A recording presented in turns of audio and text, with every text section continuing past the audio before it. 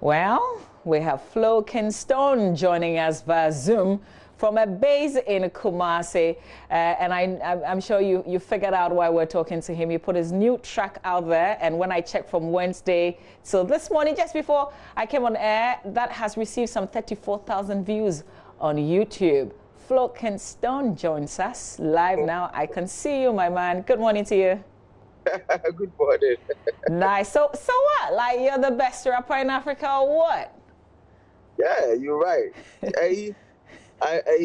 It's like when they took Jesus Christ to Pontius Pilate and they was asking him, they say you are the king of the Jews. He was like, you said it. You just said it. But listen, I couldn't help. So my colleague Joseph Akable first passed it on to me because, you know, I'm into rap. And I just listened, so I was like, oh my God. From Foresight TV. Oh, Charlie, watch it. I'm listening. So, you know, I couldn't help but realize you've got some Eminem rap god flow in there. What's the whole connection with Eminem?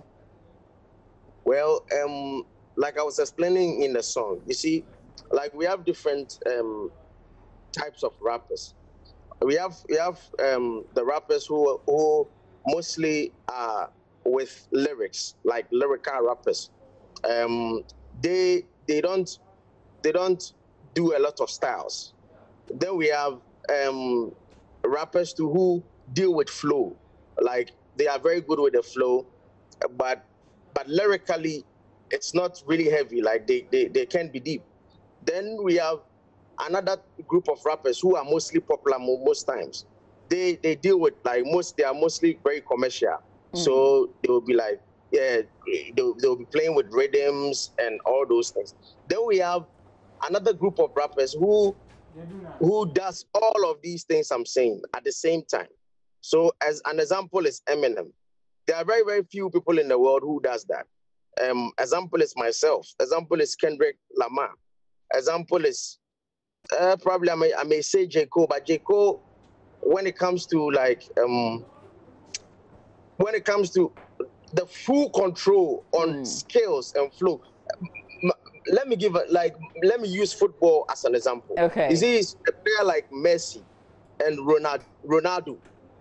A player like Messi and Ronaldo, when you watch somebody like Ronaldo, he's more about the goals, scoring.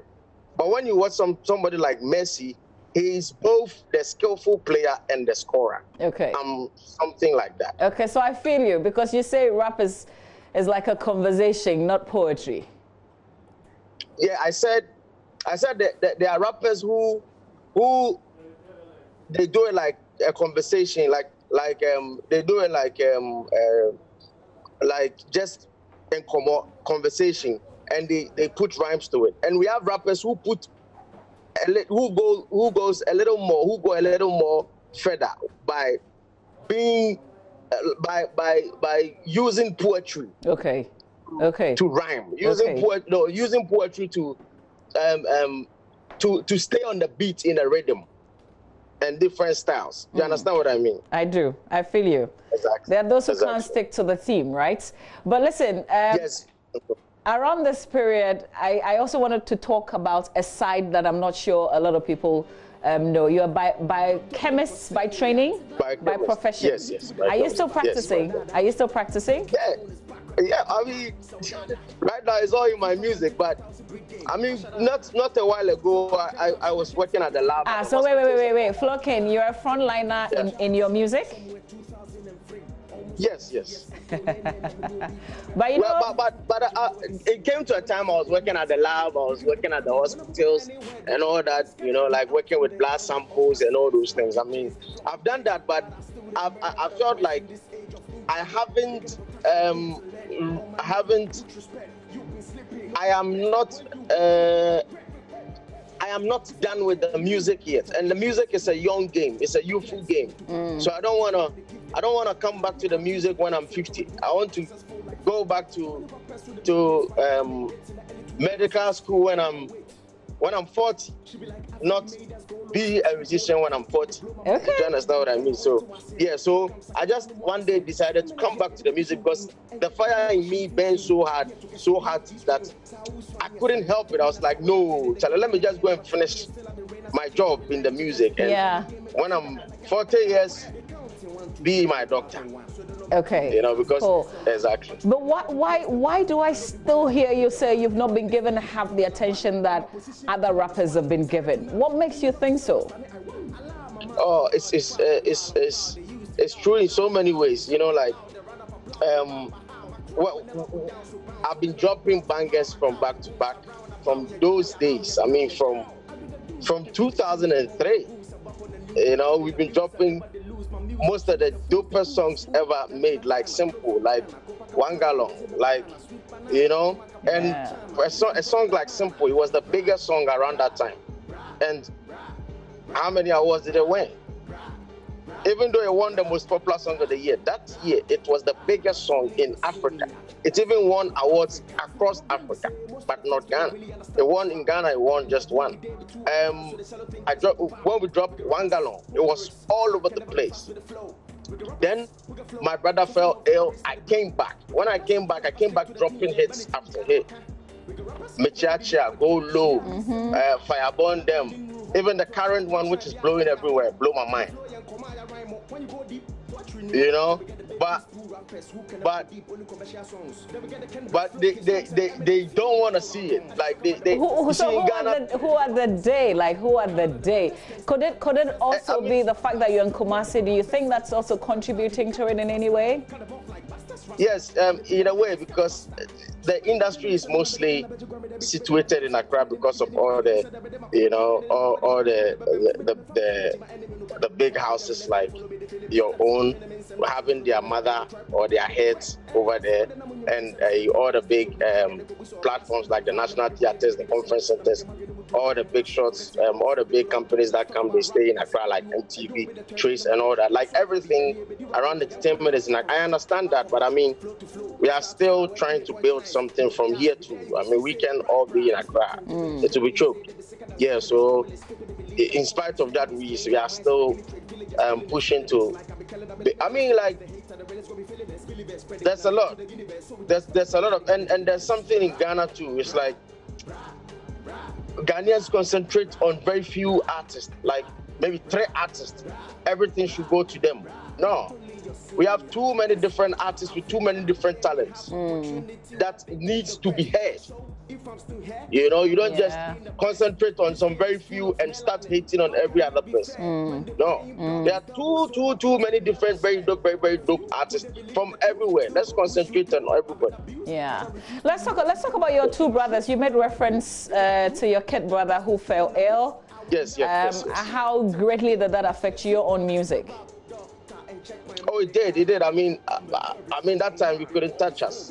We were like, when it comes to dance, when it comes to rap, everything, you couldn't just touch us. We will come to the show and kill everybody.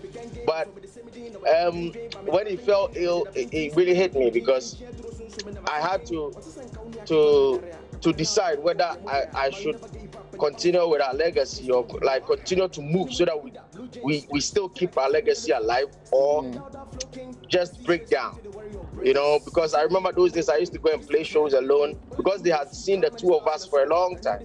I'll play shows alone and people will be like, Charlie, but where's your brother? You know, like even whilst I'm performing, you know, so at that time I just decided to build a brand of my own that will stand, that would also cross barriers, that will also be household, so that I can also make something out of it. Yeah, you know, those days I used to go to shows. After playing the show, I remember I did a show in Germany, a very big show.